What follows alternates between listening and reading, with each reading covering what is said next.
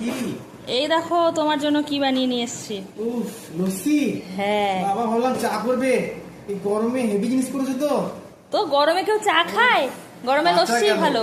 এই চা আর খাবো না বাবা। খেয়ে দেখো না কেমন হয়েছে দুটো। কেমন? ভালো।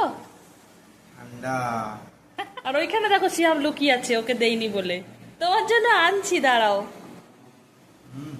ভালো, বেশ খাও তাহলে। আসলে অনেক দিন থেকেই ফ্রিজে এই টক দইটা রাখা ছিল, তো ভাবলাম কি বানাবো। তারপরে মাথায় আসলো এই গরমে একটু লস্যি হলে দারুণ হয়, তো সেই জন্য আমি পুরো টক দইটাই দিয়ে দিয়েছি। আর তার মধ্যে দিয়ে দিয়েছি পরিমাণ মতো চিনি, আর তার সাথে দিচ্ছি একটু বিট লবণ। যদি বিট লবণ না থাকে নর্মাল লবণ ইউজ করতে পারো, কিন্তু বিট লবণ দিলে ফ্লেভারটা একটু অন্যরকম আসে। তার সঙ্গে দিচ্ছি একটু গোলমরিচের গুঁড়ো। তারপরে একবার একটু মিক্সার গ্রাইন্ডারটা ঘুরিয়ে নেব, তো দেখতেই পাচ্ছ বেশ ফ্লাপি হয়ে গেছে ব্যাপারটা। আর